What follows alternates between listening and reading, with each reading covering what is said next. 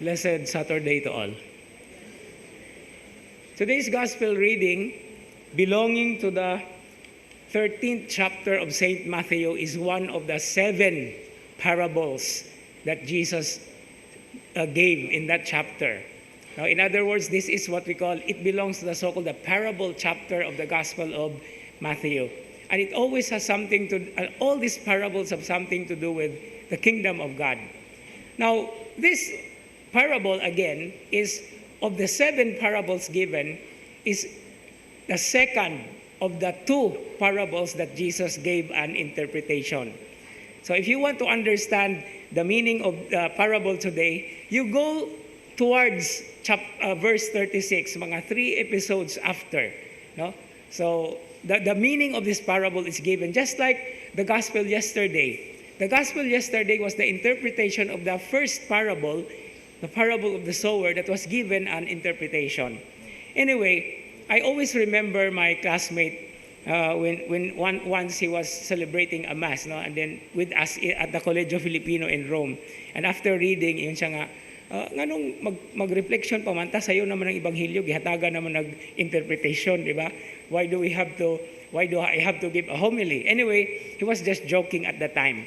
Now, in order to understand fully this parable, apart from the interpretation that will be given later, I would like to begin our reflection today by asking you a question. What is a weed? Unsa man ang weed? Niyo in Cebuano, we always say sagbot. But sagbot is, by the way, generic, no? Kanang dahon nga mahulog, plastic nga wala gibutang sa basurahan, sagbot man na. Pero what we're talking about are plants.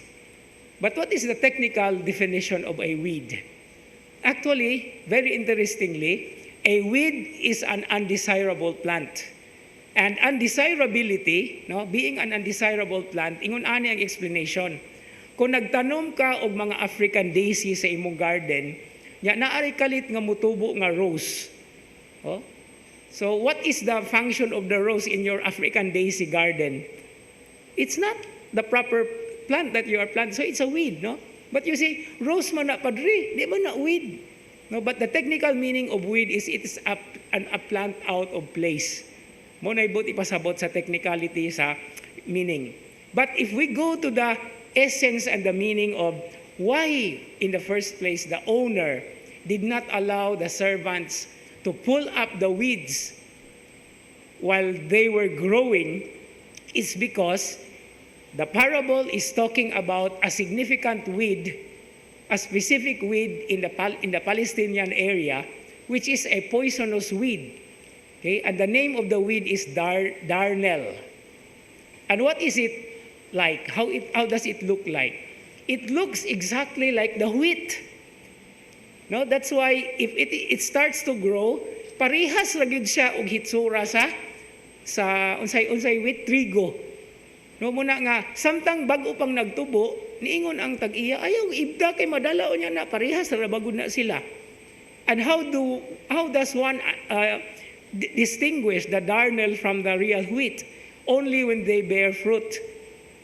Unya na og mamunga, o unsa ni manawag ana, manguhay. Kay ngano man, why unod ang weed? Why unod ang darnel? No, so muna nga ingon siya sa parable karon, collect the weeds first kay mailhan man kay why unod, no? So this is a very interesting information about the weeds, no? So, but then if we want to apply this, the weed is really connected with the evil one. No? That is part of the story, that is part of the parable. And when did the enemy sow the weeds? While they were asleep. And this is one significant reminder for all of us. The work of the devil is so slithery, no? Subtle kaayo. And if we are not aware and if we are not careful, pari-parihas ra, no? Maayo kayong magtakuban ang dautan. Maayo kayong magtakuban ang demonyo. And this is one of the warnings from today's parable, from today's gospel reading. We have to be aware because the devil is just so comfortable among us. No?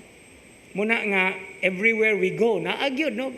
That's the reason why St. Ignatius introduced this into the exercise, the prayer exercises, the discipline of discerning, trying to look deeper into the events in life and into the many different people.